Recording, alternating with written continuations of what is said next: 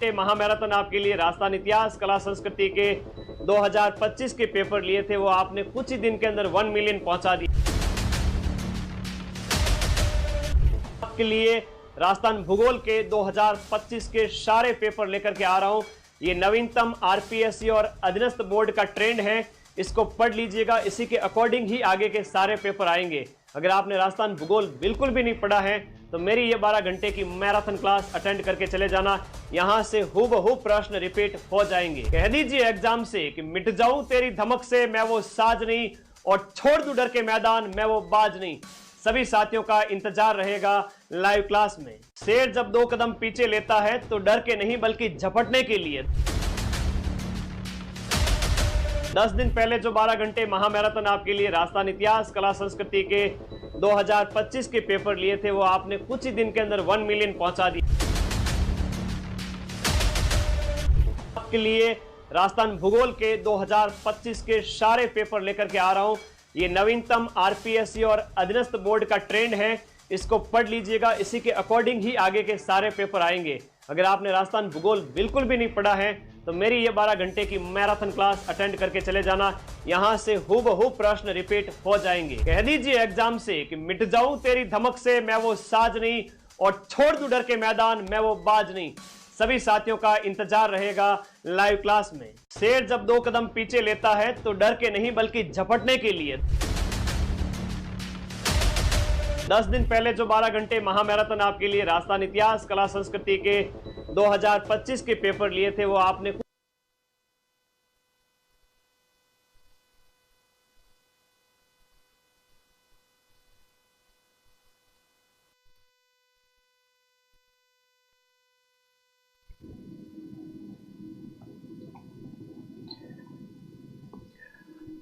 नमस्कार खमागणी सभी दोस्तों का स्वागत है आपके अपने प्लेटफॉर्म माइंड मैप पर। जिस क्लास का आपको पूरे साल में बड़ी बेसब्री से इंतजार रहता है वो क्लास लेकर आ गया हूं।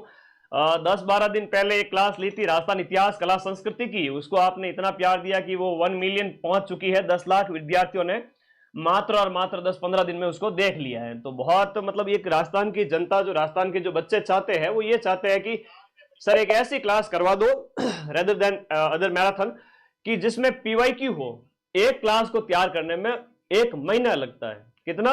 1 महीना लगता है। तो वो एक क्लास 2 महीने से हम लगे हुए थे, वो क्लास तैयार की। और ये देख लो देसी घी है ना, देसी घी होता है ना, उसका वो कहता है अंधेरे में छानों को नहीं रहे, मारवाड़ी में कहते।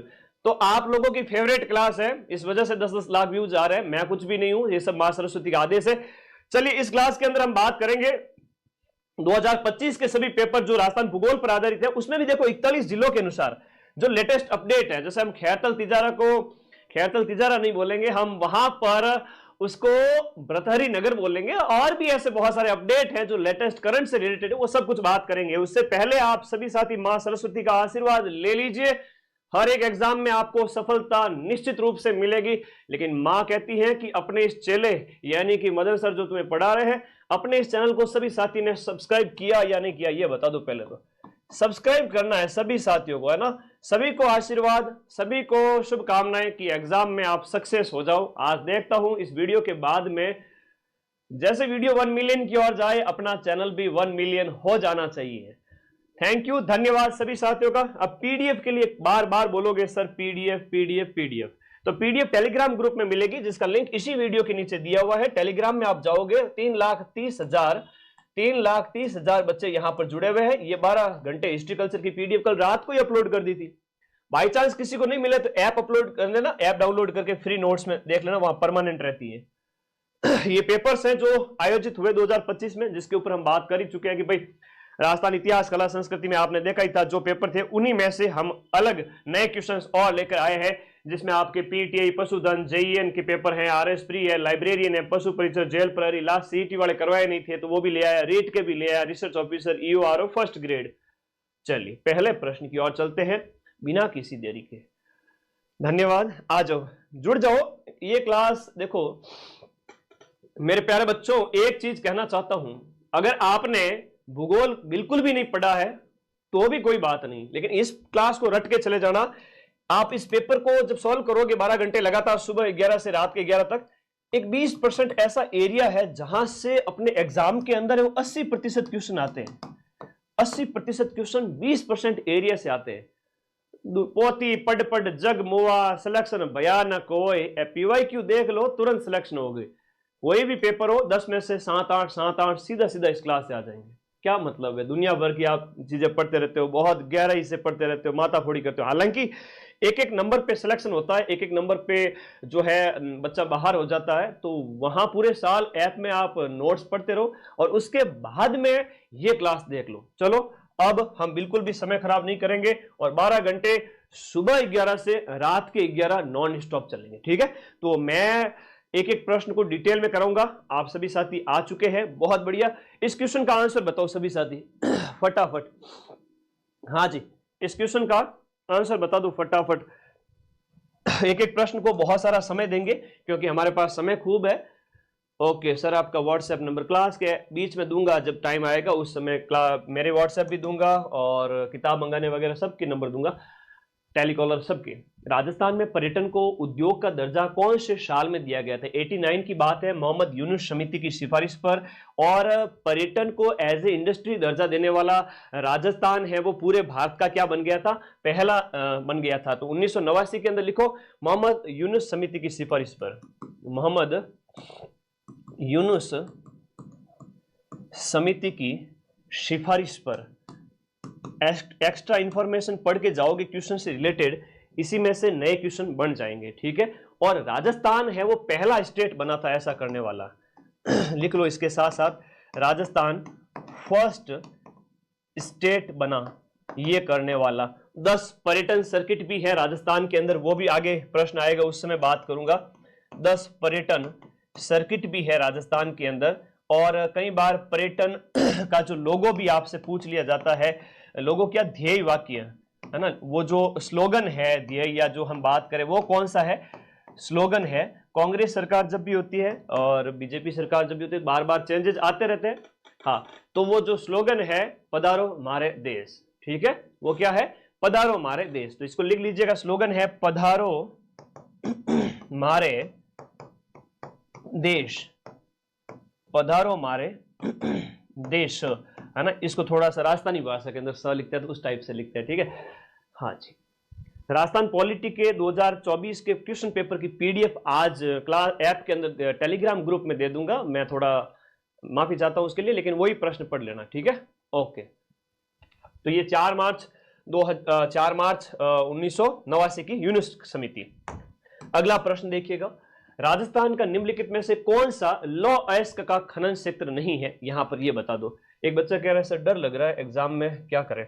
तो डर तो उसे लगता है जो लास्ट टाइम में जिसकी तैयारी अच्छी हो उसको भी लगता है, तैयारी अच्छी नहीं हो दोनों को लगता है।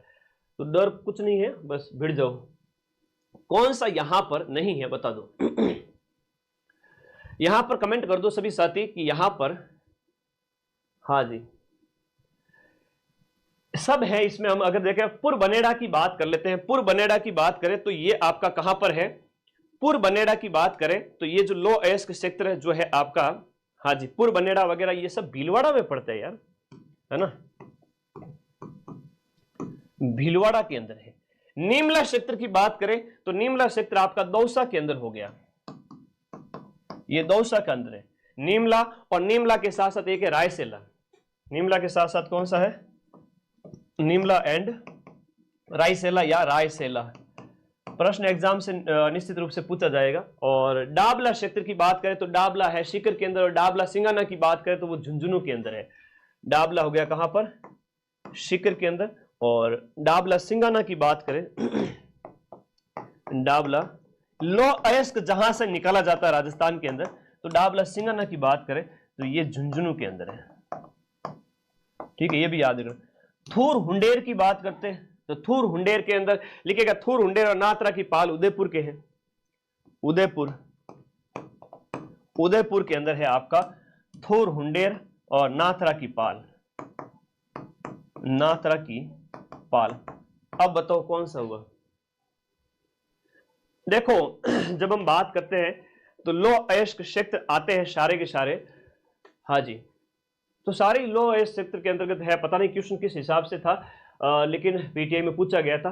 पूर्व बनेड़ा की बात करें तो पूर्व बनेड़ा हो गया, पादरपाड़ हो गया, बिगोद हो गया, पादरपाड़, पादरपाल हो गया, बिगोद हो गया, पादरपाल, पूर्व बनेड़ा, बिगोद, इसके साथ साथ एक हो जाता है आपका भीलवाड़ा का डाग क्षेत्र है, डाग, डाबला का बता दिया मैंने, डाबला कहां पर, सीकर के अंदर, उदयपुर का बता दिया, तिरंगा क्षेत्र भी है एक इसके अंदर, ठीक है। एक बनेड़ा है ना, अब देखो वैसे तो इसका आंसर ए मान सकते हो आप, है ना, ए मान सकते, क्योंकि बनेड़ा जो क्षेत्र है वो अलग से बताया गया कि वो भीलवाड़ा के अंदर है, पूर्व बनेड़ा अलग से नहीं कहेंगे, तो कह सकते हैं बाई चांस माने तो, ठीक है। बाकी ये आप लोगों को इसमें याद रखना है, बनेड़ा क्षेत्र है वो आपका भीलवाड़ा के अंदर है, पूर्व बनेड़ा भी कहते हैं इसको कई बार, ठीक है, वो भी याद रखो। करौली के अंदर है देद्रोली वगैरह, जैसे एक बात करें देद्रोली, देद्रोली कहां पर है, और इसके साथ साथ देद्रोली और एक टोडापुरा, लीलोटी, खोरा, खोरा और लीलोटी, ये आपके कहां पर है, करौली के अंदर है। तो ये सब लो अयस्क क्षेत्र है जो राजस्थान के अंदर जगह जगह पाए जाते हैं, ये आप लोगों को ध्यान रखना है। अब इसमें ऑप्शन ए मान सकते हैं आप, लेकिन सारे आंसर इसमें सही है। आगे बढ़े नेक्स्ट अगले क्वेश्चन में। पीटीआई में इस लेवल के क्वेश्चन पूछे हैं, और पीटीआई चूंकि हम बात करें शिक्षक भर्ती के अंतर्गत आता है, हाँ जी। ऐसा लगा है सर बहुत कुछ पढ़ लिया, लेकिन ऐसा लग रहा है कुछ नहीं पढ़ा, बच्चे का कमेंट आ रहा है, अपने आप कुछ भी नहीं पढ़ा है तो भी डरने की बात नहीं है, ये पीवाईक्यू देख लो, प्रश्न तो इसी के इर्द गिर्द आएंगे, क्योंकि पिछले साल भर के अंदर 45 पेपर पूछे गए और 45 पेपर में ये पूछा जा रहा है, फिर नया क्या आएगा। यहां पर सही उत्तर का आपको चयन करना है दिए गए में से। काला भूरा डूंगर जो कि पाली में स्थित है, लूणी बेसिन की पश्चिमी सीमा बनाता है, सालीसर और जसूसर और मलसीसर शेखावटी प्रदेश के अंदर स्थित है। बड़े प्यारे प्यारे प्रश्न है, सीधे सीधे प्रश्न अब नहीं आते, वो जमाना नहीं रहा कि सीधे सीधे प्रश्न आ जाए। यहां पर हम बात करें, हाँ जी, हनुमानगढ़ के निकट है वो घग्गर नदी का तल है वो आपका क्या कहलाता है, नाली कहलाता है, ये बताओ इसके अंतर्गत नाली कहलाता है। दिए गए में से आपका जो है सही कौन सा है। सबसे पहले इसकी बात करें, काला भूरा डूंगर की बात करें तो काला भूरा डूंगर है वो आपका लूणी बेसिन की जो है पश्चिमी सीमा बनाता है, ये वाला कथन बिल्कुल सही हो जाता है, और ये पाली के अंदर स्थित है। लूणी बेसिन, गोडवाड़ बेसिन जिसे कहते हैं, अर्ध शुष्क जो क्षेत्र है राजस्थान का, अभी आगे बात करेंगे, उसका चौथा भाग है, 4 भाग है उत्तर से दक्षिण की ओर, उसका चौथा भाग है लूणी बेसिन, उसकी वेस्टर्न जो सीमा है वो आपका ये काला भूरा डूंगर हो जाता है। तो ये दिए गए ऑप्शन के अनुसार यहाँ पर ये कथन है वो गलत हो जाता है ना, ये पश्चिमी नहीं, ये गलत है ऑप्शन। ऑप्शन नंबर बी, सालीसर और जसूसर मलसीसर ये सब शेखावटी में स्थित है, ये भी बिल्कुल सही है। हनुमानगढ़ के निकट घग्गर का तल है वो आपका नाली कहलाता है, ये कथन सही है। तो इस प्रकार से ऑप्शन ए इसके अंदर राइट है। और अभी एक पेपर हुआ था उसमें प्रश्न पूछा गया था हनुमानगढ़ का ही, वो अभी आगे घग्गर नदी आएगी उस समय बात करेंगे। घग्गर नदी का जो तल है वो नाली कहलाता है। घग्गर नदी है वो आपके कहां पर जाकर के लुप्त हो जाती है, ये अभी प्रश्न पूछा गया था। बताओ कमेंट बॉक्स में कि घग्गर नदी कहां जाकर के लुप्त हो जाती है, फटाफट कमेंट बॉक्स में बताओ। तो ये पश्चिमी सीमा नहीं हो गया, ये क्या हो गया यहां पर, ये पूर्वी सीमा हो गया। इसका राइट आंसर पूर्वी सीमा है ना। और ये आपके हम बात करें काला लूणी बेसिन की बात करें तो ये इस प्रकार से जो है ना 4 बेसिन की हम बात करते हैं, तो आपका इधर शेखावाटी वाला हो गया, एंड सबसे पहले घग्गर हो गया, अर्ध शुष्क जो राजस्थानी प्रदेश है, और सबसे पहला है वो आपका घग्गर प्रदेश हो गया, फिर आपका शेखावाटी वाला हो गया, और उसके बाद में आपका नागौरी उच्च भूमि है, उसके बाद में आपका लूणी बेसिन या गोडवाड़ बेसिन इसे कहते हैं, लूणी या गोडवाड़। तो ये इस प्रकार से इसकी बात कर रहे हैं। यहां पर जो है आपका काला भूरा डूंगर यहां पर है, काला भूरा डूंगर जो इसकी कौन सी सीमा बनाएगा, इस तरफ वाली, यानी कि पूर्वी सीमा बनाएगा। ठीक है, क्लियर है। तो ये आंसर आपका बिल्कुल सही है। यहां हमने बात की थी राजस्थान के शुष्क प्रदेश की, ये है राजस्थान के शुष्क अर्ध शुष्क प्रदेश। शुष्क तो उधर हो जाएगा पूरा वेस्टर्न राजस्थान, ये अर्ध शुष्क प्रदेश जो राजस्थान का है उसके 4 भाग हैं, अर्ध शुष्क प्रदेश के 4 भाग। आगे बढ़िएगा नेक्स्ट क्वेश्चन में। निम्नलिखित में से राजस्थान का आपका कौन सा जिला है वो अवनालिका अपर्दन। अवनालिका अपर्दन को हम कह सकते हैं आपका इंग्लिश में बोले तो रेवाइंस, हिंदी में बोले तो इसको बीहड़ कह सकते हैं। बीहड़ कह दो, रेवाइंस कह दो, अवनालिका कह दो, एक ही बात है।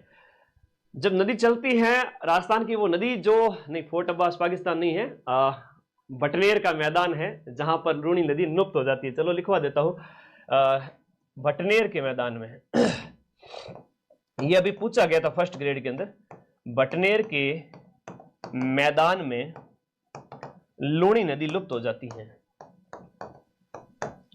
लूणी नदी लुप्त हो जाती है। ठीक है, अब देसी घी खाने की आदत डालो। डालडा मार्केट का दूसरा घी खाओगे तो फिर पेट तो खराब हो गई होगा। एग्जाम में यही क्वेश्चन आएंगे। ठीक है, आगे देखें तो कौन सा जिला अवनाली का अपर्दन, अवनाली का अपर्दन जो सबसे ज्यादा प्रभावित है, जिसे उस वजह से एक और उपनाम से जाना जाता है, डांग की रानी भी उसे कहते हैं। क्या कहते हैं? करौली। करौली को क्या कहते हैं? डांग की रानी। और अवनाली का सबसे ज्यादा अपर्दन करने वाली जो नदी है ना, वो चंबल नदी है। कौन सी नदी है? चंबल नदी द्वारा। तो राजस्थान में वो नदी जो अपने बीहड़ के लिए जानी जाती है, बीहड़ के लिए विख्यात है, उस नदी का नाम बता दो सभी साथी। हाँ जी, फटाफट कमेंट बॉक्स में उस नदी का नाम बता दो। तो कैसे कहते हैं? अब जो चंबल नदी है वो राजस्थान के कितने जिलों से होकर के बहती है, ये भी कमेंट बॉक्स में बताओ। चंबल नदी की हम बात करें तो चंबल नदी राजस्थान के, हाँ जी, चंबल नदी है वो राजस्थान के कितने जिलों से होकर बहती है, उन जिलों की बात करेंगे। देखो जब मैं क्लास में चलूंगा ना तो बहुत सारे मैप भी पढ़ाने वाला हूँ, बहुत सारी चीजें आप लोगों को कराने वाला हूँ। सब्र रखना, और जो बच्चा सब्र रख के चलेगा उसी को ही सारा कंटेंट मिलेगा, ऐसे है ना, इंपॉर्टेंट चीज है ये। आ जाओ, चंबल नदी राजस्थान के 6 जिलों से, बहुत बढ़िया। चंबल नदी की हम बात करें तो राजस्थान के कौन कौन से 6 जिले हैं जहां से चंबल नदी बहती है, तो यहां हम इनकी बात करेंगे। टोटल 6 जिले जो राजस्थान के जहां से चंबल नदी बहती है। सबसे पहले देखिएगा राजस्थान के 6 जिलों से गुजरती है। इसमें आपका हो गया चित्तौड़गढ़ से प्रवेश होता है, चित्तौड़गढ़। सबसे पहले चित्तौड़गढ़ लिख करके इसके आगे लिखेंगे प्रवेश, कि भाई चित्तौड़गढ़ से ये प्रवेश करती है। और जब मैं आप लोगों को ये पढ़ा ही रहा हूं तो राजस्थान का मैप तो बनता ही बनता है, और राजस्थान का मैप है वो न्यू वाला। देखो मैं इसलिए मेहनत करता हूं कि बाद में तुम्हारे ये काम आएगी चीजें, अगले 1 साल तक नए पेपर आएंगे। 1 साल क्या, जब तक पढ़ोगे तब तक काम आएगा, है ना। तो चंबल से प्रवेश, चंबल नदी है वो आपके चित्तौड़गढ़ से प्रवेश करती है, ऐसे, है ना। ये रहा यहां पर चित्तौड़गढ़, तो चित्तौड़गढ़ से प्रवेश करती है। और उसके बाद में अन्य जिलों की हम बात करें तो आपका हो गया चित्तौड़गढ़। उसके बाद लिखिएगा आपका कोटा, बूंदी, सवाई माधोपुर लिखिएगा। कोटा हो गया, बूंदी हो गया, सवाई माधोपुर, करौली, आगे करौली हो गया। नेक्स्ट आगे जाओगे तो कौन सा आएगा? करौली। करौली के आगे धौलपुर। तो इस तरह से कोटा हो गया, बूंदी हो गया, सवाई माधोपुर, करौली और धौलपुर, यहां से होकर के चली जाती है। करौली में चूंकि ये जमीन को ज्यादा काटती है तो डांग की रानी हो गई ये, ठीक है, करौली। और इसके बाद लास्ट में सबसे पूर्वी जिला राजस्थान का वो है आपका धौलपुर। तो इस प्रकार से बीहड़ बनाने के लिए जो सबसे ज्यादा विख्यात है, जो सबसे ज्यादा कुख्यात है, चंबल के डाकू वहां रहते थे। और चंबल के डाकुओं में से पान सिंह तोमर को पूछा गया, अरे बताओ डाकू कहाँ रहते हैं? कि डाकू तो संसद में रहते हैं, हम तो डाकू थोड़ी। तो वो थोड़ा आप लोगों को याद रखना, आजादी से पहले ये डाकुओं का घर हुआ करता था, अब तो नहीं है, ठीक है, ये भी याद रखो। तो नाली नुमा कटाव किया जाता है इसके अंदर, सर्वाधिक अपरदन है इससे कोटा संभाग के अंदर होता है। लिखिए होगा कोटा संभाग करके लिखना, कोटा संभाग में सर्वाधिक जो है अवनाली का अपरदन होता है। इसमें सर्वाधिक अवनाली का अपरदन, सबसे ज्यादा अवनाली का अपरदन आपसे कोई जिला पूछे तो करोगे करौली। पीवाईक्यू का कितना चांस होता है रिपीट होने का, मनोज पूछ रहा है, 80% से ज्यादा, ठीक है। और व्याख्या पूरी पढ़ ली ना तो 80 से 90%, और सिर्फ आंसर टिक के करके चले गए तो भी सीधा सा राइट हो जाएगा आपके। क्या करें, खेल समझ में आ गया तो सिलेक्शन है, वरना 5 साल किया 7 साल किया कितनी तैयारी करते रहो, वरना 1 साल के अंदर सीधी नौकरी लगेगी। कोटा संभाग है जहां पर सबसे ज्यादा अवनाली का अपरदन होता है। जिला कौन सा है? करौली, जहां सबसे ज्यादा अवनाली का अपरदन। अवनाली का अपरदन करने के लिए कौन सी नदी विख्यात है, कुख्यात है? तो चंबल नदी है, और इसको रेवाइंस भी बोलते हैं। अब सब चीजें मैंने बता दी है, ठीक है। अब आगे आ जाओ नेक्स्ट, मजा तो खूब आएगा जब डिटेल व्याख्या के साथ में पढ़ूंगा ना तब, क्योंकि 12 घंटे में बोर्ड पे सारी चीजें लिखने में। वो देखिए हिस्ट्री कल्चर वाली पीडीएफ, मजा आया ना। वैसा का वैसा पूरा डिटेल में लिखूंगा। मेरे सभी भाई बहनों, आप चैनल को सब्सक्राइब करके रखते हो, एक साल में 6-6 लाख बच्चे और 1 मिलियन होने जा रहे हैं। कॉन्ग्रेचुलेशन, इतना प्यार दोगे तो मैं तो भाई दिन रात एक करूंगा तुम्हारे लिए। हाँ, वर्तमान में डाकू नहीं है बेटा। आगे देखें, माउंट आबू की बात करें तो यहाँ पर पर्वतीय क्षेत्र है, एक तरफ पर्वतीय क्षेत्र है और एक तरफ इनके शिखर है।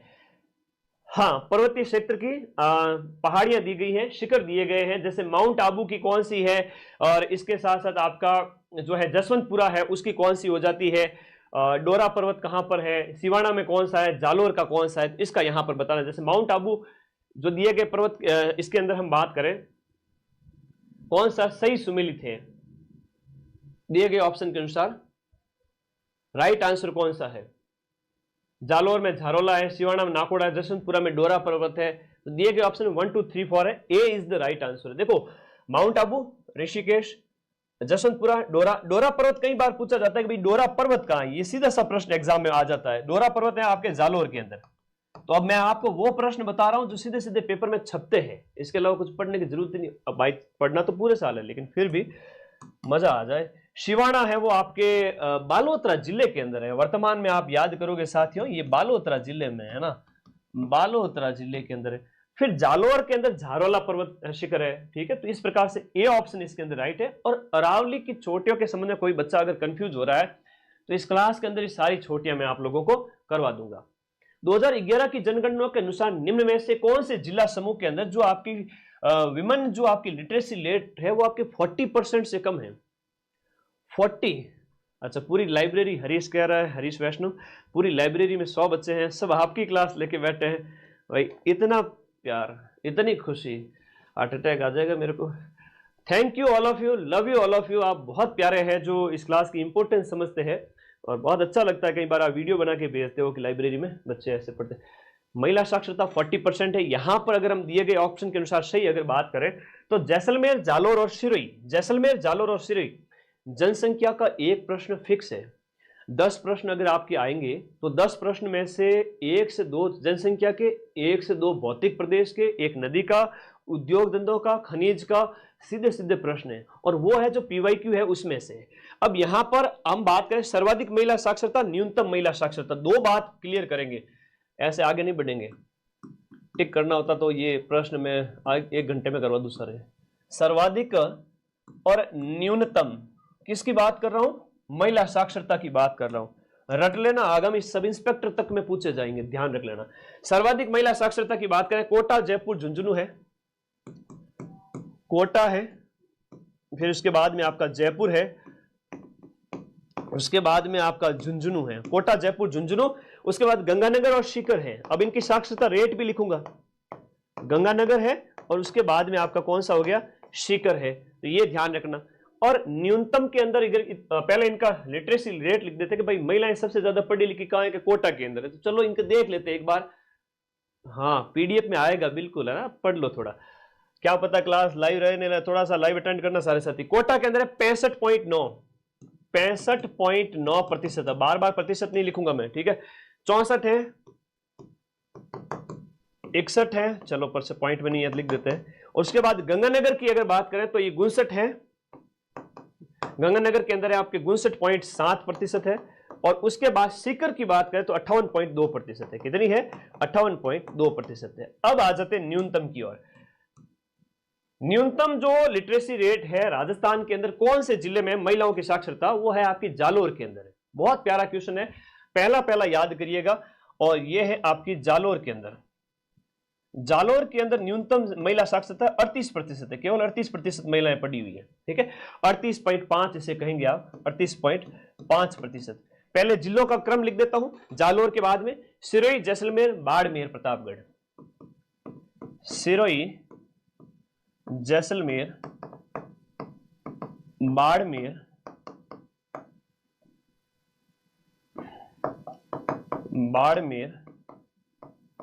प्रतापगढ़। अब सबकी लिटरेसी रेट लिख लेते हैं आगे कि भाई यहां पर जालोर की लिटरेसी रेट आपसे सीधा सीधा प्रश्न एग्जाम आएगा, तुम्हारा ही सिलेक्शन क्यों हो एग्जाम के अंदर। तुम्हारा ही सिलेक्शन क्यों हो, दूसरे का नहीं हो और तुम्हारा हो, गुरुजी मेरा सिलेक्शन करा दो। तुम्हें ये चीज भी आनी चाहिए साथ में, अगर ये आ रही है तो तुम्हारा सिलेक्शन है, वरना तो 99.99% बच्चे तो यूं सीधे ही पढ़ते हैं। तुम दूसरों से अलग क्या पढ़े, दूसरों से अलग क्या पढ़े। अब देखो इनकी रेट, हम यहां पर बात करें सिरोही के अंदर है वो आपकी 39.7 है, एक एक लिखिएगा, बहुत बढ़िया। सिरोही की है आपकी 39.7%। जैसलमेर की जो लिटरेसी रेट है वो है आपकी 39.7। अभी एग्जाम में ऐसे ऐसे प्रश्न पूछे जाने लग गए हैं कि बताओ दो ऐसे न्यूनतम राज्य जहां पर दोनों की महिलाओं की साक्षरता रेट एक ही एक है, बताओ कौन से। तो आपका जैसलमेर और सिरोही हो गया। 40.6 है बाड़मेर के अंदर, 40.6% बाड़मेर के अंदर, और प्रतापगढ़ के अंदर 42.4%। 200 से ज्यादा पेज कॉपी का रजिस्टर होता है ना, उसको लिखने में टाइम लगा, 1 महीना पूरा लगा। टीम ने बहुत सहयोग किया, मैं नाम लेना चाहूंगा मेरे स्टूडेंट्स प्राची, महिपाल, इन बच्चों ने बहुत मेहनत की और नौकरी लग गए। वैसे तो सिलेक्ट साथ साथ में पढ़ते पढ़ते वो लोग, और बहुत ब्रिलियंट है, टैलेंटेड है, और मेरे साथ कंधे से कंधा मिला के मेरी हेल्प कर रहे हैं मेरे बच्चे, मेरे छोटे भाई बहन। तो बहुत अच्छा लगता है, ऐसे ऐसे टीम जुड़ी हुई मेरे साथ, तो दिन रात एक करके काम करते हैं। ये उन्होंने बड़ी मेहनत की मेरे साथ में, तो उस वजह से ये क्लासेज आपके देखो, मैं इतना टाइम दे नहीं पाता। मैं जैसा इनपुट कहता हूँ मुझे पूरा चाहिए, एक एक चीज उनको गाइड करता रहता हूँ, एक एक चीज की खबर लेता हूँ, तब जाके ये कंटेंट बनता है। तो सर्वाधिक जो महिला साक्षरता है वो आपका कोटा के अंदर है, और न्यूनतम महिला साक्षरता है वो आपके जालोर के अंदर है। टॉप 5 स्टेट जिले बता दिए, जैसलमेर, जालोर, सिरोही। जैसलमेर, जालोर और सिरोही ये ऑप्शन के अंदर दिए हुए थे, और बाड़मेर और प्रतापगढ़ था नहीं। बाड़मेर, प्रतापगढ़, सिरोही, बाड़मेर प्रतापगढ़ तो बाद में है, जब से सबसे कम पूछा गया था तो जैसलमेर, जालोर, सिरोही होगा, जैसलमेर होगा, जालोर होगा, सिरोही होगा, सबसे कम पूछा गया था। प्रश्न इस तरह से सॉल्व करना। आगे आ जाओ।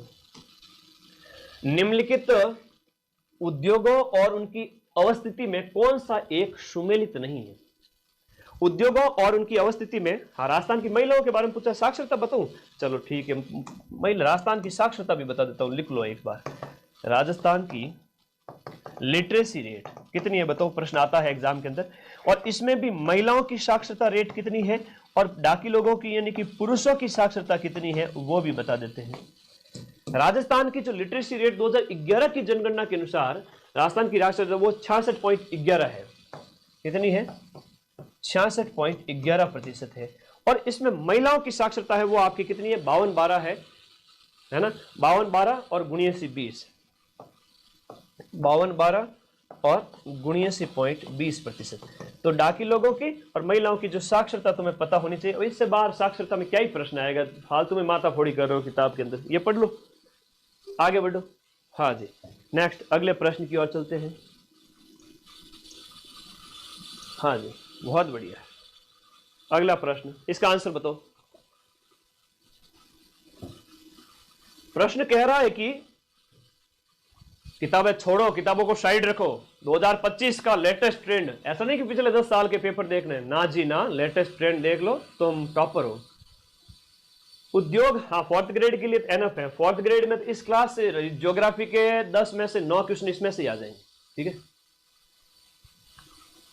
अच्छा, शॉर्ट्स को कॉपी कर रहे लोग, देखो बेटा अच्छी बात है ना, मैं अच्छा कर रहा हूँ और अगर कोई मेरे को कॉपी कर रहा है इसका मतलब मैं आगे बढ़ रहा हूँ, मुझे तो अच्छा लगता है, सभी टीचर अच्छा ही कर रहे हैं।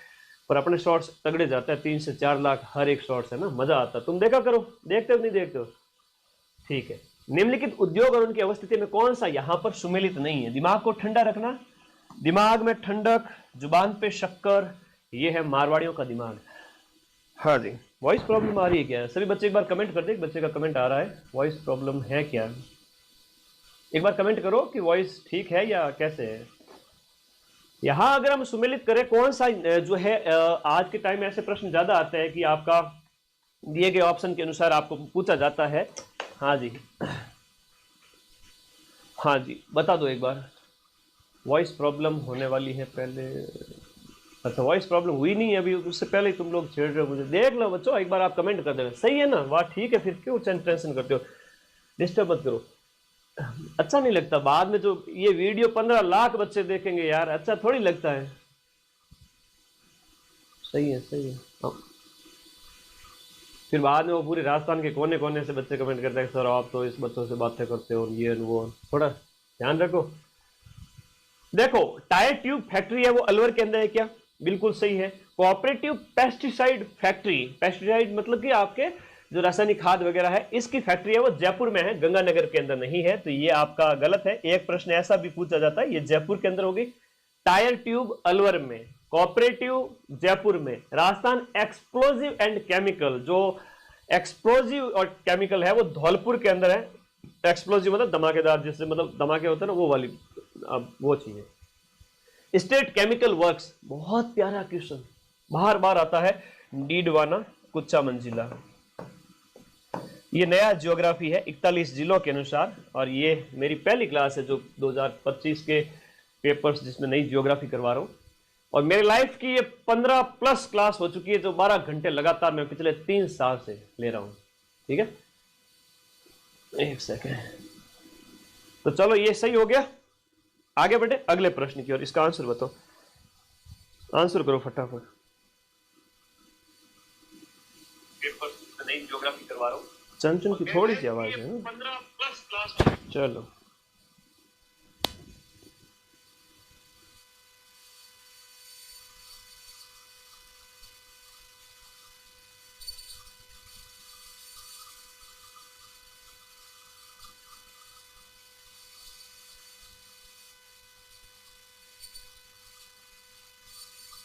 कौन सी परियोजना कहां स्थित है उसके संबंध में प्रश्न आपसे पूछा गया है।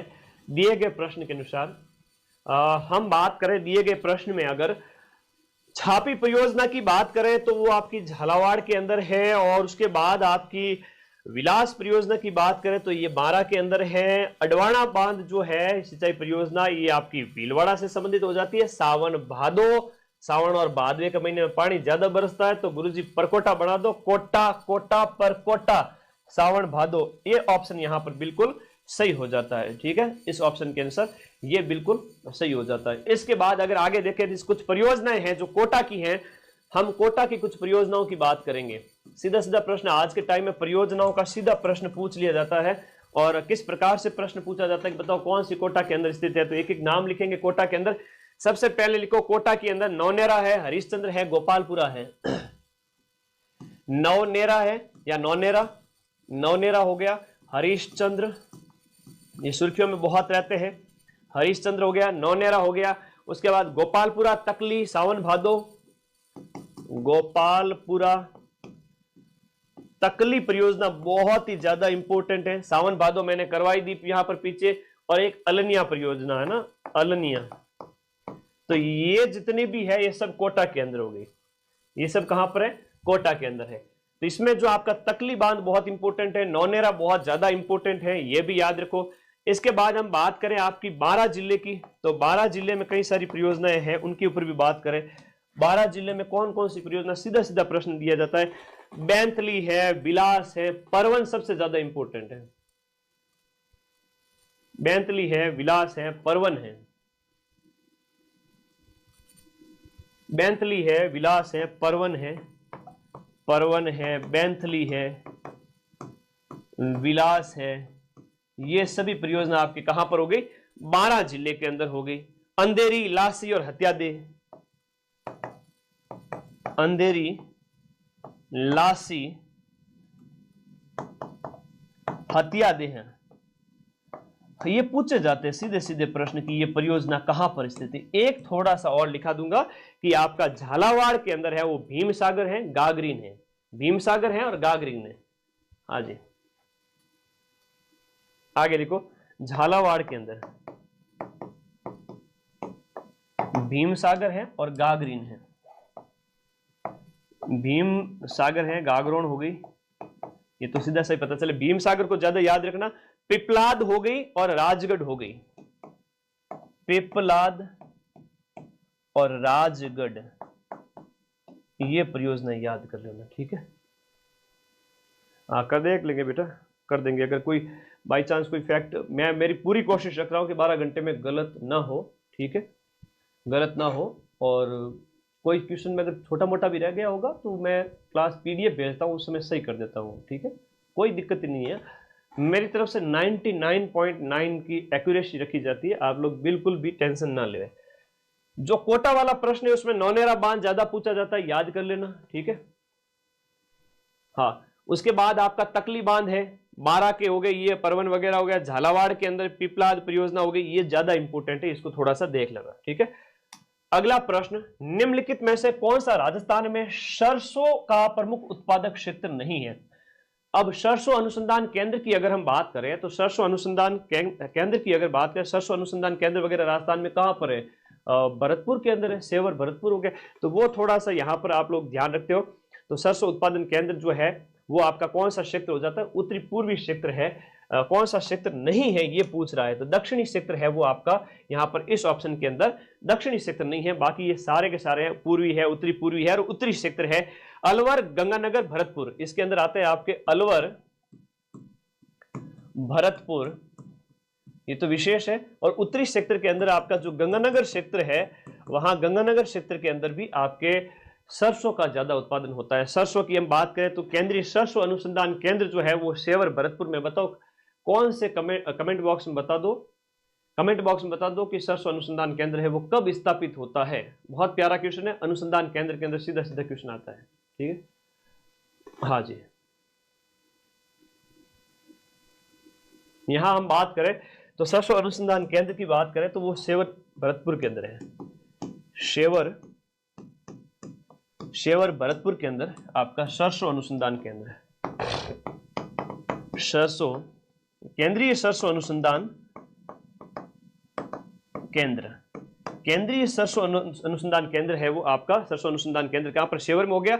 अब कई बार परीक्षा में इसकी किस में पूछ ली जाती है, एक बताओ। 1993 में, बहुत बढ़िया, शाबाश, 1993 में 1993 के अंदर इस संस्थान की स्थापना सेवर में की गई थी। बिल्कुल राहुल, लक्ष्मण, रिया, सरला, सबका आंसर बिल्कुल सही है। सरसों की कुछ किस्में हैं जो एग्जाम में पूछी जाती हैं। हाँ, आगे देखो, हाँ जी, सरसों की प्रमुख किस्में एग्जाम में पूछी जाती है, ध्यान देना। सरसों की ये किस्में याद रखना। और ये क्या, वरदान है, वकड़ा है, दुर्गामणि है। वरदान है, वकड़ा है, दुर्गामणि है। अब एग्जाम में सीधा प्रश्न आ गया, ये किसकी किस्म है। अब एक प्रश्न और पूछा जाता है कि पीली क्रांति का संबंध किससे है। पीली क्रांति मतलब तेल वाली क्रांति। तेल का कलर कैसा होता है, तो पीला कलर होता है। तो सरसों से संबंधित है आपकी पीली क्रांति। किसमें, वरदान और दुर्गामणि और वकड़ा हो गई। अनुसंधान केंद्र बता दिया, दक्षिण में नहीं होता, उत्तर राजस्थान के अंदर होता है। और इसको आप ऐसे देखोगे तो राजस्थान का ये वाला जो क्षेत्र है, ये वाला हो गया, ये वाला हो गया, यहां पर आपके सरसों ज्यादा होती है। मोरेन है, इराव है और चाप है, ये किसकी सहायक नदियां है। लाइब्रेरियन के पेपर में, अभी पीटीए के पेपर में पूछा गया था, याद कर लेना। हाँ जी, बहुत ये प्रश्न अच्छा है कि आपकी मोरेन, इराव, ये जो नदियां हैं, इराव वगैरह, चाप वगैरह, ये किसकी सहायक नदियां हैं, बता दो कमेंट बॉक्स में फटाफट। ये हम बात करें तो माही नदी की सहायक नदियां हैं। इसकी है, माई की सहायक है। अगर किसी को आंसर देना भी हो, वीडियो को पॉज कर लेना, सोच लेना, फिर वीडियो को स्टार्ट कर लेना। ये मत कहना कि सर हमें आंसर देने का मौका भी दो, ये मत कहना, ठीक है। वीडियो को पॉज कर लेना, आगे आ जाओ। नेक्स्ट, माई की सहायक नदियां हो गई, ठीक है, इसकी हम बात करेंगे। हाँ जी, अगले प्रश्न की ओर चलते हैं। माई की सहायक नदियां हैं, तो माई की सहायक नदियां हो गई, तो इनकी हम बात करते हैं। ये आपकी इराव हो गई, जाखम, सोम, अनास, ये भी है इसकी सहायक नदियां। जाखम है, सोम है, अनास है, जाखम है, सोम है, अनास है, ये सभी माई की सहायक नदियां हैं। मोरेन है, इराव है, चाप है, ठीक है, ये सभी इसकी सहायक नदियां हो जाती है। इसकी बात माई की सहायक है बेटा। आगे देखिएगा अगला प्रश्न, इसी के साथ साथ हम बनास की सहायक नदियों की बात करें। ऑप्शन में बनास दी हुई है ना, तो बनास की भी लिख लेते हैं साथ में दिए गए में। तो यहां पे काली सिल है, लिख लो एक एक चीज। बनास की बात करें, बनास की सहायक नदियों के अंदर एक एक करके लिखो। बनास की सहायक नदियां, सबसे पहले लिखो काली सिंध नहीं है, काली सिल है, काली सिल है। और उसके बाद में काली सिल हो गई, डाई हो गई, मानसी हो गई, मैनाल हो गई। मानसी, मैनाल, डाई, ये इसकी सहायक नदियां हैं। और देखो इसके साथ बांडी, आयड़, कोठारी, खारी, बांडी, आयड़, कोठारी, खारी। अब इन्हीं में से सीधा प्रश्न दे देवे किसकी सहायक नदियां हो जाती है, तो वो थोड़ा ध्यान रखना। मैनाल भी हो जाती है ना, मैनाल हो गई, डाई हो गई, सारा लिखवा दिया मैंने, ठीक है। तो माही नदी की अगर हम बात करें तो माही नदी है वो कर्क रेखा को 2 बार काटती है, और ये आपके मेहंद झील अमरोरू पहाड़ी है ना, मेहंद झील अमरेरू पहाड़ी मध्य प्रदेश से निकलती है। तो यहां से इसका उद्गम अगर देखें तो माही नदी का जो उद्गम है वो लिख लो, माही नदी का उद्गम मेहंद झील अमरेरू की पहाड़ी। कहां से निकलती है? मध्य प्रदेश से। एमपी से निकल करके राजस्थान के अंदर बांसवाड़ा में प्रवेश करती है और कर्क रेखा को है वो 2 बार काटती है। ये खांडू गांव बांसवाड़ा से राजस्थान के अंदर प्रवेश हो जाएगा इसका, ठीक है। खांडू गांव बांसवाड़ा से राजस्थान में प्रवेश, खांडू बांसवाड़ा राजस्थान में एंट्री इसकी, यह भी लिख लीजिए आगे, राजस्थान में प्रवेश माही नदी का कर्क रेखा को 2 बार काटती है। यह प्रश्न भी एग्जाम में आता है, कर्क रेखा को 2 बार काटती है। इसका मतलब ऐसे है कि पहले ऐसे प्रवेश करेगी, फिर डूंगरपुर बांसवाड़ा की सीमा बनाते हुए, है ना, बांसवाड़ा डूंगरपुर सीमा भी लिख लो, डूंगरपुर, और इसके साथ साथ आपका जो बांसवाड़ा है, डूंगरपुर बांसवाड़ा की क्या बनाती है? सीमा बनाते हुए आगे अरब सागर की ओर चली जाएगी। ये भी इसके साथ साथ याद रखना। और इसकी सोम और जाखम के साथ नवा टापरा, है ना, आपको वहां त्रिवेणी संगम भी है, बैणेश्वर में इसका संगम भी है। सोम, माही और जाखम तीनों, सोम, माही और जाखम, तो सोम तो इधर से आ गई, जाखम इधर से आ गई प्रतापगढ़ से, तो ये मिलकर के बैणेश्वर में एक संगम बनता है इनका तीनों का, बैणेश्वर संगम बनता है। और इस संगम पर आप सभी को पता है कि आदिवासियों का तीर्थ, जो आदिवासियों का कुंभ मेला लगता है, वो आपका यहाँ पर आयोजित होता है ना। और ये नदियां जो हो गई, एक तो आपकी सोम हो गई और दूसरी हो गई जाखम। तो सोम और जाखम, और ये हो गई आपकी माही। तो इनका जो समागम है वो आपके बैणेश्वर डूंगरपुर के अंदर, ठीक है, बैणेश्वर धाम डूंगरपुर, संत माओ जी की तपोस्थली, और खांडू गांव से राजस्थान में प्रवेश है। बातें तो बहुत है, बतानी पड़ती है, नहीं बताए और सीधा आगे बढ़ जाए तो फिर मामला गड़बड़ है। कड़ाना बांध भी इसके ऊपर बना हुआ है और खंबात की खाड़ी में फिर ये जाकर गिर जाती है, ठीक है। इसी के ऊपर लिखो कड़ाना बांध बना हुआ है गुजरात में, कड़ाना बांध बना हुआ है इसके ऊपर, और ये खंबात की खाड़ी में जाकर गिरती है, खंबात की खाड़ी में जाकर, खंबात की खाड़ी अरब सागर में जाकर के गिरने वाली नदी है। तो ये आपने थोड़ा माई नदी के बारे में सारी इंफॉर्मेशन पढ़ी थी, कहां से प्रवेश है, बनास की सहायक कौन सी है, माई की अन्य सहायक नदियां बता दी। और ये पूरा एक मैप बनाने में टाइम लगता है ना। और एक चीज और बड़ी बात कि इतना करने में टाइम लगता है, और ये सब चीजें आपके सामने है। और ऐसी पीडीएफ जब तुम्हारे पास होगी, तुम्हें और अच्छा लगे, तुम्हें लगे कि मुझे और भी चीजें लिखनी है, तो तुम इसमें और चीजें ऐड है। नेक्स्ट आपका लवणीय मिट्टी है, उन किन जिलों में पाई जाती है। और वैसे इसकी लवणीयता की अगर हम बात करें तो बहुत ज्यादा सिंचाई की वजह से हम बात करें, लवण वाला जो पश्चिमी राजस्थान हो गया, उत्तरी राजस्थान हो गया, वहां पर ये सारी चीजें, ठीक है। हाँ, कागदी पिकअप वाला आगे प्रश्न आएगा तब वहां पर बताऊंगा। खूब सारे प्रश्न है माई के संबंध में, इसलिए माई की सारी इंफॉर्मेशन एक जगह नहीं बता सकते, समझा करो। हाँ, खूब सारे प्रश्न आएंगे आगे, फिर टिक करके आगे बढ़ना पड़ेगा। तो कुछ बातें यहां बता दी, कुछ आगे बता दूंगा, कागदी पिकअप को आगे बता दूंगा।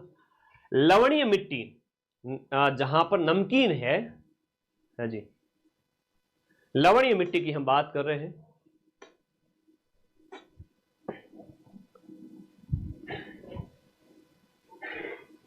ऑडियो वीडियो सब क्लियर है? कोई दिक्कत हो तो बता देना, आप लोगों को कमेंट में सीधा देख रहा हूं। कोई दिक्कत नहीं ना।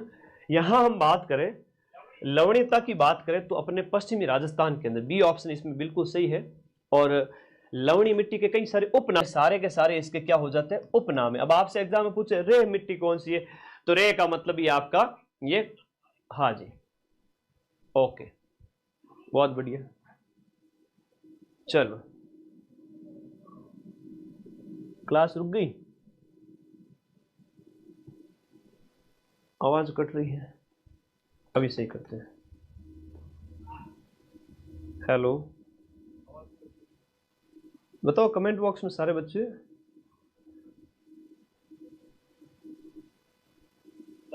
एवरीथिंग इज ओके, होता है तो देखो, इंटरनेट है बेटा, है ना, इंटरनेट है। आगे चलते रहो, सही है बेटा, सही है, थोड़ा सब्र, पेशेंस। पेपर कैसे दोगे फिर, पेशेंस रखना सीखो। अब हम बात करें कि पश्चिमी राजस्थान में आपकी जो है ये, इस मिट्टी की हम बात करें तो अधिक सिंचाई के कारण आपका आईजीएनपी की वजह से गंगानगर हनुमानगढ़ वाला जो क्षेत्र है ना, अधिक सिंचाई की वजह से ये हमें देखने को मिलता है। अधिक सिंचाई के कारण, अधिक सिंचाई के कारण आपका ये जो गंगानगर हो गया, फिर उसके बाद में आपका बीकानगर, गंगानगर हो गया, उसके बाद आपका बीकानेर हो गया, उसके बाद जैसलमेर वगैरह, ये जितने भी जिले हैं यहाँ पर आपको इस प्रकार से देखने को मिला है राजस्थान के अंदर इन मिट्टियों के संबंध में कि भाई ये खारापन है वो देखने को मिलता है। अधिक सिंचाई के कारण है वो आपका शेम की समस्या भी देखने को मिलती है। कौन सी समस्या, शेम समस्या भी देखने को मिलती है। अब अगला प्रश्न देखिएगा, नेक्स्ट, इस प्रश्न का आंसर करो। हाँ जी, बहुत ही बढ़िया, शाबाश।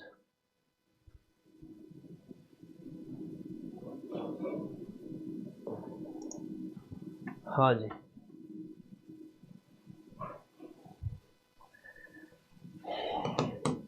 कोपेन का जलवायु वर्गीकरण एग्जाम में बार बार पूछ लिया जाता है। कोपेन के जलवायु वर्गीकरण के अनुसार, कोपेन के जलवायु वर्गीकरण के अनुसार आपका जिलों का युग्म है वो आपका कौन सा है जो उष्ण आर्द्र प्रदेश में शामिल, उष्ण आर्द्र प्रदेश के अंदर शामिल होने वाला कौन सा है। दिए गए पहले कोपेन का हम जलवायु वर्गीकरण अगर एग्जैक्ट देखें, और वैसे हमारे पास मैप एग्जैक्ट यूज करेंगे, हम लकीरों वाला मैप यूज नहीं करते।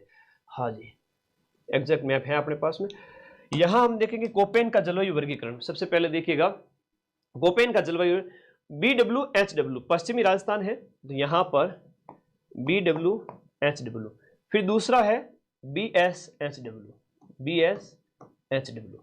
BSHW, उसके बाद CWG। ये जो प्रदेश है ना मैदान वाला, मैदान के लिए शब्द यूज हुआ है CWG, और ये जो क्षेत्र है पूरा हाड़ौती वाला और ये वागड़ वाला, वहां AW शब्द यूज हुआ है। कौन सा वाला यूज हुआ है, AW। तो इस प्रकार हम बात करें तो आर्द्र प्रदेश जहां पर आर्द्रता ज्यादा है वो वागड़ प्रदेश है, बांसवाड़ा, डूंगरपुर। ये आपका वागड़ जो प्रदेश है, वागड़ प्रदेश ये तो शुष्क है, ये अर्ध शुष्क है। हम भौतिक प्रदेशों के अंदर देखते हैं शुष्क है, अर्ध शुष्क है, ये मैदानी क्षेत्र है, और ये आपका AW वाला हो गया। ठीक है, तो इस प्रकार से इसको याद रखना है। शुष्क हो गया, शुष्क मरुद्भिद वनस्पति यहां पाई जाती है, शुष्क लिख लो, शुष्क, या हम इसे कहते हैं मरुद्भिद वनस्पति, मरुद्भिद वनस्पति। दूसरा वाला जो है इस क्षेत्र को कहेंगे अर्ध शुष्क, ये है आपका अर्ध शुष्क। कोपेन के अनुसार ये अर्ध शुष्क क्षेत्र है, और इसे कहेंगे यहां पर जो है अर्ध शुष्क क्षेत्र के अंदर जो स्टेपी जन है ना, छोटी घास वगैरह ये ज्यादा विशेष है, स्टेपी वनस्पति, स्टेपी वनस्पति। फिर आता है आपका मैदानी क्षेत्र CWG, उपोष्ण आर्द्र, ठीक है, मानसूनी जल, विशेष रूप से यहां ये आपकी होगी उपोष्ण आर्द्र, थोड़ी गर्मी भी है और आर्द्रता भी है, उपोष्ण आर्द्र और मानसूनी, और ये है आपकी आर्द्र जलवायु। कोपेन के अनुसार ये वाला हो गया आपका कौन सा, आर्द्र जलवायु। और आर्द्र जलवायु की हम बात करें, यहां सवाना वनस्पति पाई जाती है। कैसी वनस्पति, सवाना तुल्य वनस्पति पाई जाती है, ये भी इसके साथ साथ ऐड करो। यहां जो आपका मानसूनी पतझड़ वन पाए जाते हैं, शुष्क मानसूनी पतझड़ वन, शुष्क मानसूनी पतझड़ वन। तो 4 प्रदेश है, चारों की वनस्पति बता दी, अब इससे ज्यादा तो क्या ही चाहिए, है ना।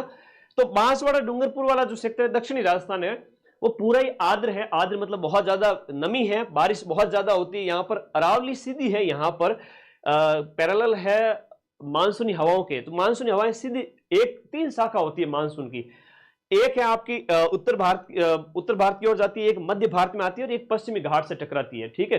तो इस वजह से जो पहली शाखा जो पंजाब और आपके हिमाचल तक जाती है, वहां वो शाखा अरावली के समानांतर आगे चली जाती है। इधर से जो आती है जो हवाएं है, वो अरावली की वजह से इस तरफ बारिश कर देती है। तो हम इसको तो देख ही सकते हैं, ठीक है। हनुमानगढ़ BWHW होगा, बिल्कुल सही कह रहे हो, BSHW में होगा हनुमानगढ़ वगैरह। ये एग्जैक्ट तो अब जिलों के अनुसार मैं एक और मैप अपलोड कर दूंगा, वो भी देख लेना, कोई दिक्कत नहीं। अगला बड़ा प्यारा प्रश्न है, कमेंट में देखो, यहां पर तुम लोग आंसर बताओ मुझे एक बार। प्रश्न ये कह रहा है कि निम्न में से किस क्षेत्र में आपके मुल्तानी मिट्टी नहीं पाई जाती है? कौन सा खनन क्षेत्र है वो आपका मुल्तानी मिट्टी से संबंधित नहीं है? मुल्तानी मिट्टी मतलब जैसे मेट का है ना, मेट है। पहले के टाइम में दादी जी को पूछना, सेकंड ग्रेड बेटा सारे बैच अवेलेबल है, माइंड मैप ऐप तो डाउनलोड करो तुम। हम यहां पर बात करें, कपूड़ी है, मोकासर है, पलाना है, केसर देसर है, ये जितने भी सर लगे हुए वो सारे के सारे सर है वो आपके बीकानेर के अंदर है, जितने भी है वो बीकानेर के अंदर है। तो दिए गए ऑप्शन के अनुसार यहां पर बात हो रही है कि आपके कौन सा इससे संबंधित है। तो दिए गए ऑप्शन के अनुसार आपका जो है मोकासर है वो मुल्तानी मिट्टी का खनन क्षेत्र नहीं है, मोकासर। हम बात करें आपके पलाना की बात करें तो बीकानेर के अंदर है। पलाना आपका कहां पर हो गया, जो है यहां पर वो लिख लेता हूं पहले, ये तो बीकानेर में है और मुल्तानी मिट्टी का क्षेत्र हो जाता है। कपूड़ी और केसर देसर की बात करें, जो कपूड़ी और आपका भाईका है ये बाड़मेर के अंदर है, कपूड़ी वगैरह, कपूड़ी और ये बाड़मेर के अंदर है। और एक हम बात करें यहां पर ये केसर देसर, देसर जितने भी है वो आपके बीकानेर के अंदर है, ठीक है। तो रामगढ़ है वो आपका जैसलमेर के अंदर है, रामगढ़ है वो आपका जैसलमेर के अंदर हो गया, जैसलमेर के अंदर रामगढ़ हो गया। इग्यार, देशवाल और छापर, इग्यार, देशवाल और छापर ये आपके नागौर के अंदर हो गए। मुल्तानी मिट्टी के क्षेत्रों की बात हो रही है। इसके अलावा अन्य की बात करें तो आपके बीकानेर के अंदर मुल्तानी मिट्टी में फर्स्ट है वो बाड़मेर है, ठीक है। मुल्तानी मिट्टी में पहले नंबर पे बाड़मेर आता है। मुल्तानी मिट्टी जो अधात्विक खनिज है, धातु नहीं है, मुल्तानी मिट्टी में जो फर्स्ट है वो आपका बाड़मेर है, फर्स्ट है वो आपका बाड़मेर है। सेकंड नंबर पर अगर बात करें तो कोई जिला है वो अपना बीकानेर है, बीकाना सेकंड नंबर पर है, बाड़मेर फर्स्ट है मुल्तानी मिट्टी के मामले में। यह भी साथ साथ में याद करके रखना, बड़ी प्यारी चीजें हैं। बीकानेर में फायर क्ले, बॉल क्ले और China clay, fire clay, China clay, ball clay, धातु और अधातु दो प्रकार के खनिजों में हम इसको डिवाइड करें तो ये अधात्विक खनिजों के अंतर्गत आएंगे बीकानेर के अंदर। तो मैंने क्षेत्र बता दी। यहां पर आपका एक प्रकार से मुल्तानी मिट्टी का आगे सिंपल से क्वेश्चन आए वो आप ध्यान रखना। लैब असिस्टेंट के बारे में बताया, अरे बेटा लैब असिस्टेंट पिछली बार भी होम साइंस, ज्योग्राफी साइंस में वैकेंसी आई थी, इस बार भी आएंगी। अगर तुम किसी गफलत में हो तो फिर मामला गड़बड़ है, पढ़ लो। और मैं लाइव में रिप्लाई अभी नहीं दे सकता, समझा करो।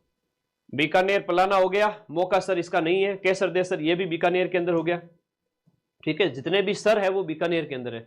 कपूरडी वाइका ये बाड़मेर के अंदर हो गए, और उधर नागौर के अंदर इग्यार, छापर, देशवाल हो गया, रामगढ़ ये हो गया आपके जैसलमेर में। पहले नंबर पे अपना बाड़मेर आता है।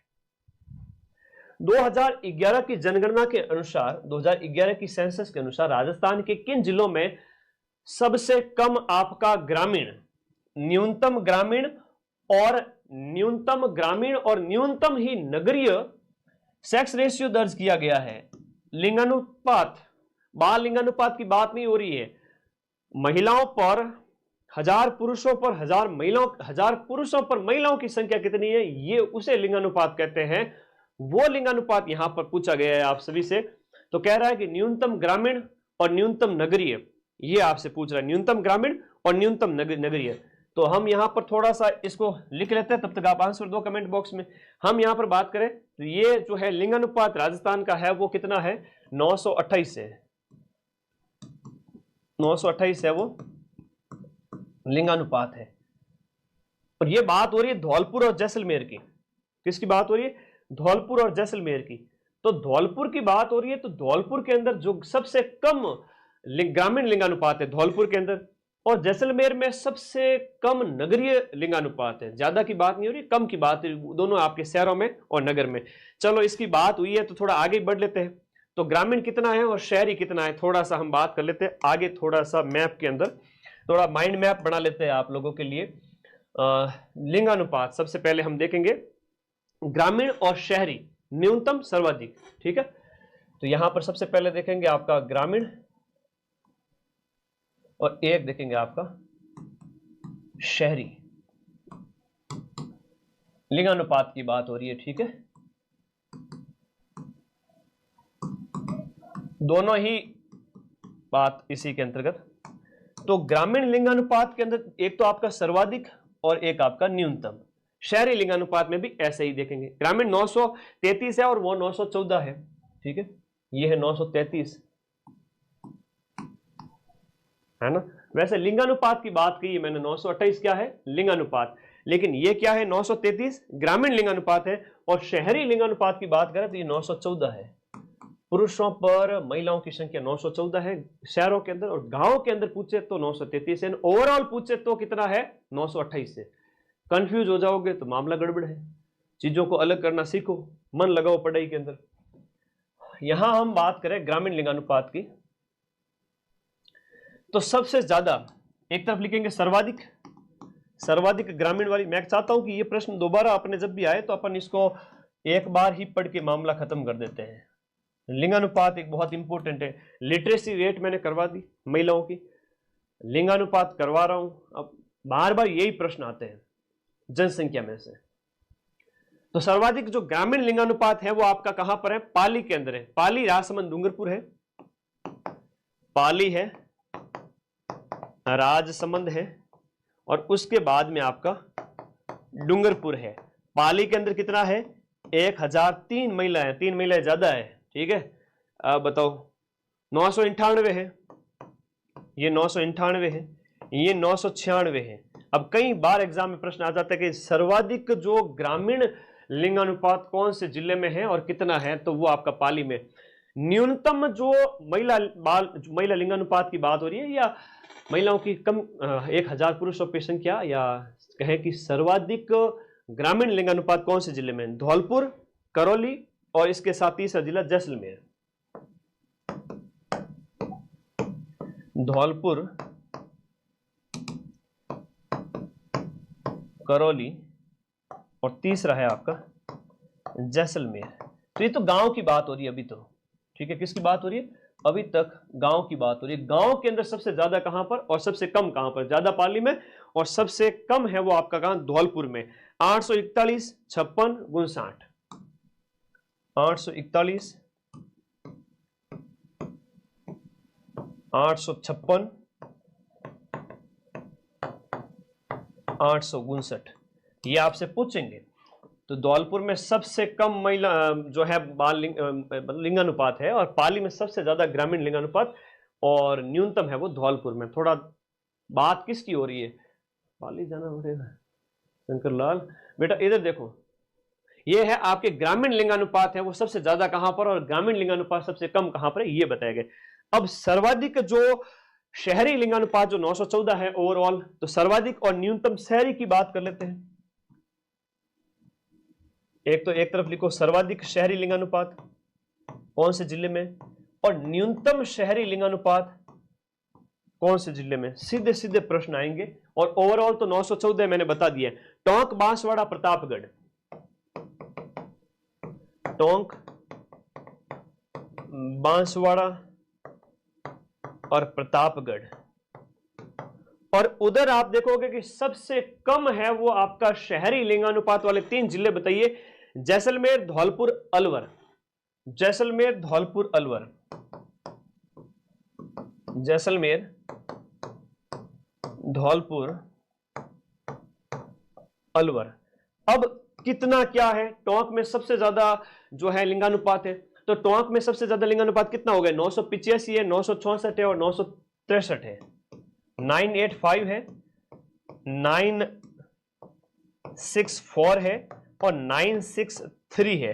अब इसके साथ साथ न्यूनतम शहरी लिंगानुपात की बात हो 807, 64 और 72, 807,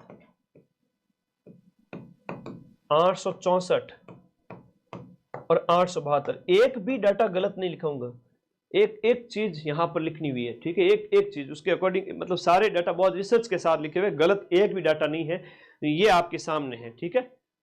ये कई बार सीधा सीधा प्रश्न आ जाता है 885 वाला, ठीक है, ये 885 वाला सीधा सीधा प्रश्न आता है। अब थोड़ा सा समझ लो, है ना, पढ़ तो लिया कि ग्रामीण लिंगानुपात सबसे ज्यादा है वो कहां पर है गुरुजी? पाली के अंदर है, ठीक है जी। सबसे ज्यादा ग्रामीण लिंगानुपात पाली जिले में 1000 डाकी लोगों के ऊपर महिलाओं की संख्या ज्यादा है। और गांव के अंदर सबसे कम कहीं महिलाएं देखने को मिलती है तो वो धौलपुर में देखने को मिलती है, ठीक है, और वो 841 ही है, डाकी लोग ज्यादा है। फिर देखो हम यहां बात कर रहे हैं शहर की, और शहर में सबसे ज्यादा महिलाएं कहां पर है? टोंक के अंदर। और सबसे कम शहर के अंदर महिलाओं की संख्या कहां पर है? जैसलमेर के अंदर। तो वो तो पता ही है, शहरीकरण कम है तो कम ही होगा। ओके, इतनी बढ़िया बढ़िया चीजें, और इसमें मेहनत लगती है। अब तुम बताओ इसमें, इस व्याख्या में मेहनत लगी कि नहीं लगी? लगी? स्क्रीनशॉट लो तो, हाँ, एक अटे देखो। तो ये सारी चीजें तुम लोगों को बताने में जोर आता है, और इस क्लास को तैयार करने में भाई 1 महीना लगता है, 1 साल में तो। हाँ, अब आगे देखिएगा, अगला प्रश्न दिए गए में से राजस्थान के अंदर जो आपका प्रोजेक्ट लेपर्ड है, उसके पहले शुरुआती 100 क्वेश्चन की व्याख्या बहुत इंपॉर्टेंट है और बड़ी बड़ी है। उसके बाद कई सारे क्वेश्चन उसके इर्द गिर्द होंगे, तो वो व्याख्या थोड़ी कम करके हम थोड़ा फास्ट चलेंगे। अभी व्याख्याएं पढ़ लो, जिंदगी भर सुख पाओगे। ये पेपर में सीधे सीधे प्रश्न आएंगे। राजस्थान में प्रोजेक्ट लेपर्ड, लेपर्ड मतलब तेंदुआ, धब्बे वाला और धारियां होती जिसपे। राजस्थान में प्रोजेक्ट लेपर्ड के अंतर्गत सबसे पहले निम्न में से कौन से अभ्यारण्य का चयन किया गया था? सबसे पहले झालाना का चयन किया गया था। झालाना अपने जयपुर के अंदर है। जयपुर देश का एक ऐसा शहर है एकमात्र जहां पर इसके अंदर देखो 3 तो इसमें जो है लेपर्ड सफारी है, 3 लेपर्ड सफारी है, और इसके साथ साथ यहां पर लायन सफारी भी है, ठीक है, लायन सफारी भी है। अब यहां बात करें तो एक तो आपका झालाना हो गया, आमागढ़ हो गया, ठीक है, ये भी यहां पर स्थित है। जो है आमागढ़ सेकंड थी, झालाना फर्स्ट है। इसके बाद लिख लीजिए कि सेकंड जो थी वो थी आमागढ़, आमागढ़ सेकंड थी। ओके, हाँ जी, तो ये इस प्रकार से आप लोगों को याद रखना है। तीसरी है वो माइलाबाग, है ना, माइलाबाग।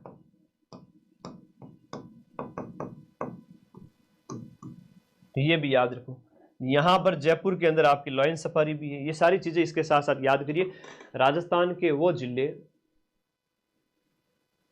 डूंगरपुर, राजसमंद, हाँ राजसमंद फिर नौ, ठीक है, ओके, आगे आ जाइए आप। तो राजस्थान के वो जिले जहां पर लेपर्ड सफारी वाले जिलों की बात कर लेते हैं। लेपर्ड सफारी जिले जहां पर लेपर्ड सफारी है, हाँ प्रस्तावित भी है, और उसके अंतर्गत वो लिखिएगा लेपर्ड सफारी वाले जिले। हाँ जी, एक एक लिखिएगा। जयसमंद, शेरगढ़, जयसमंद है जो वर्तमान में सलूम्बर जिले के अंतर्गत है 41 जिलों के अनुसार।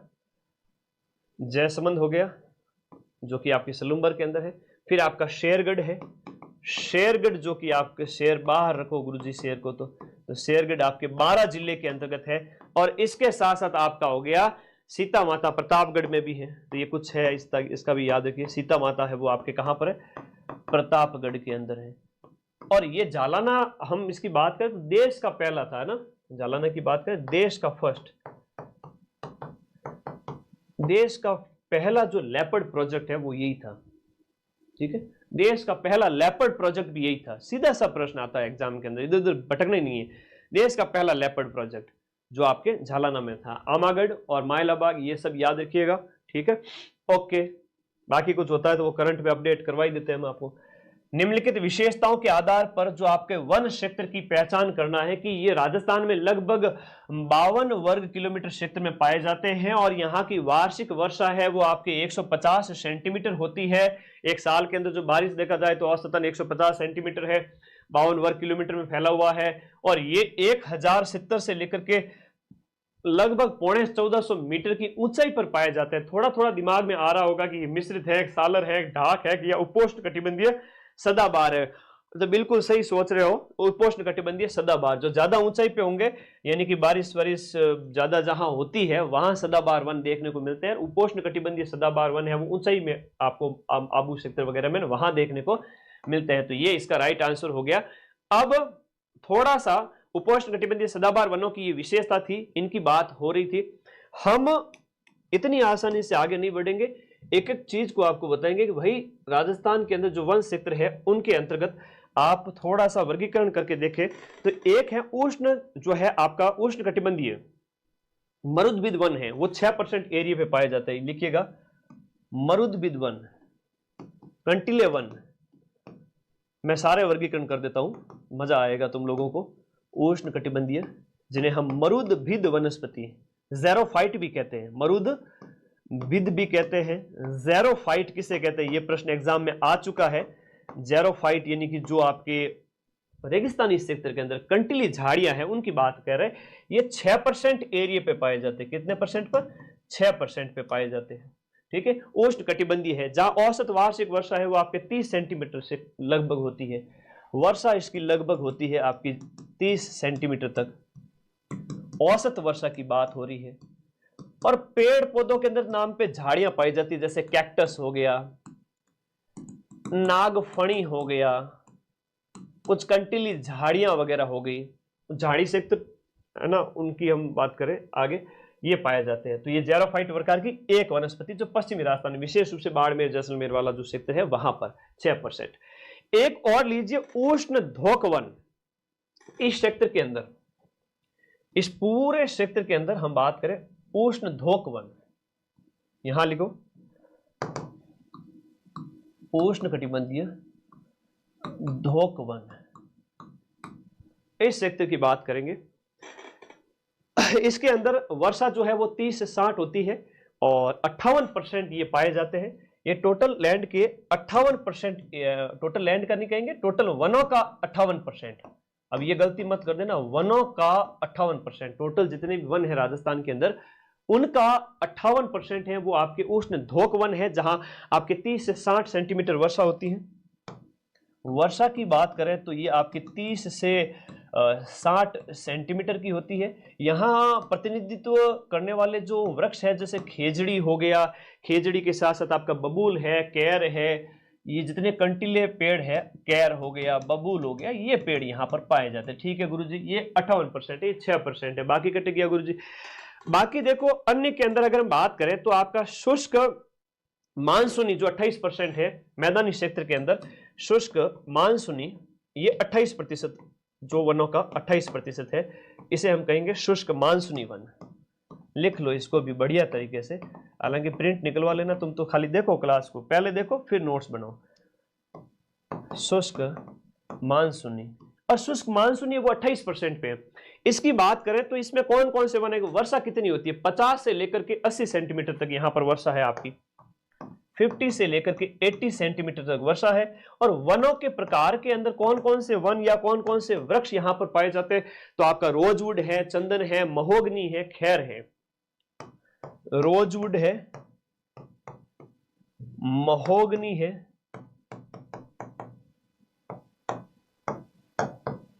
चंदन है और खैर के पेड़ है।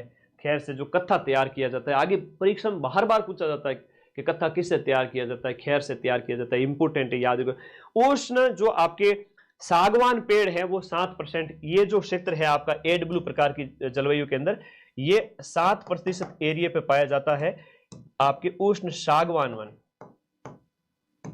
उष्ण सागवान वन। और उष्ण सागवान वनों की हम बात करें तो इसके अंदर वर्षा वगैरह कितनी होती है, 75 से 100 सेंटीमीटर की, 75 से लेकर के 100 सेंटीमीटर की वर्षा होती है। वृक्षों की बात करें तो आपके यहाँ पर सागवान है, गुलर है, तेंदु है, सागवान, गूलर है, तेंदू के पेड़ है, बीड़ी जिससे तैयार की जाती तेंदू पत्ते से, तो ये इसके अंतर्गत आ गए। हाड़ौती और वागड़ का क्षेत्र हो गया, हाड़ौती ये हो गया, ये वागड़ हो गया, तो हाड़ौती और इसके साथ साथ आपका वागड़ का इलाका हो गया। तो इस प्रकार से ये कवर हो जाता है पूरा। और उपोष्ण कटिबंधीय हमने एक आपका उपोष्ण कटिबंधीय सदाबहार वन है जो कि 1% जमीन पे पाया 1% वनों के अंतर्गत पाया जाएगा, जो विशेष रूप से सदाबहार वन है आपके सिरोही वाले क्षेत्र के अंदर। तो थोड़ा सा इसको मैं एक बार वापस दिखा देता हूं। ये देखिए, ये जो 1% है, ये 1% है। अब इस 1% में क्या पाया जाता है सर, लिखिएगा इस 1% के अंदर लिखो उपोष्ण सदाबहार वन, उपोष्ण सदाबहार वन। राजस्थान में टोटल वनों का केवल 1% ही उपोष्ण सदाबहार वन। अब इसमें माउंट आबू हो गया, जहां पर आबू क्षेत्र है ना, मैं विशेष रूप से आपका आबू क्षेत्र, और यहां के जो अगर हम पेड़ों की बात करें तो वो हो गया बांस हो गया, जामुन हो गया, है ना, बांस हो गया, जामुन हो गया। खैर, अब एक बार वापस से नजर डाल दीजिएगा, उष्णकटिबंधीय जो आपकी मरुद्भिद वनस्पति है वो एक प्रकार हो गया, वो नंबर 1 हो गया। और उसके बाद में दूसरा ये आपके उष्णकटिबंधीय सदाबहार, ये आपके धोक वन हो गए 58% पे। उसके बाद जो तीसरा हो गया वो शुष्क मानसूनी वन मैदानी क्षेत्र का हो गया 28% पे। उसके बाद नंबर 4 पे हो गया आपका 7% की लैंड पे उष्ण सागवान वन हो गया। उसके बाद 5वां जो है वो आपका कौन सा है, उपोष्ण सदाबहार वन। तो ये इतनी सारी चीजें आपके सामने हैं, और जब ये पेपर की जो स्लाइड आपके पास होगी तब बहुत याद करोगे कि सर ने बहुत मेहनत करवाई थी। ठीक है, ओके, ठीक है, ओके, आगे बढ़ते हैं। पश्चिमी गंगानगर, आगे तो मैं बढ़ नहीं सकता।